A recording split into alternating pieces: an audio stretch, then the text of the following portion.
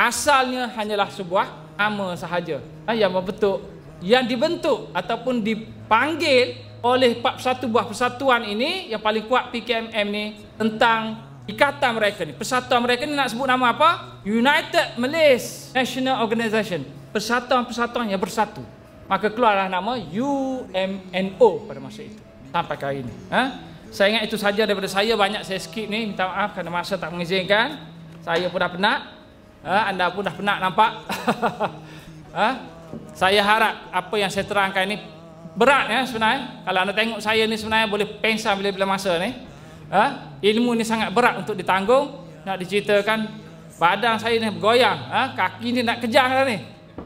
Sangat penat. Petang nanti pula nak bincang kat masjid, apa benda nak bincang pun tak tahu dah, penat ni. Tapi saya harap dengan datang jauh dengan kepenatan ini berbaloi, bukannya sekejap, dia kekal berpanjangan.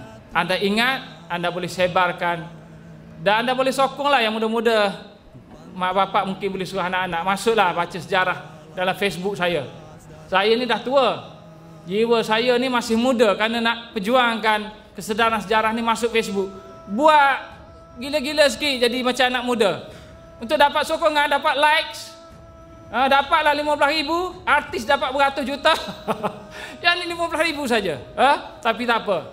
Kalau 10 orang, 10 orang lah. Kalau ilmu itu boleh disampaikan. Segala yang baik itu daripada Allah Subhanahu Wa Taala, yang lemah, yang buruk itu daripada saya sendiri. Wabillahi taufiq wal hidayah. Wassalamualaikum warahmatullahi taala wabarakatuh. Masih.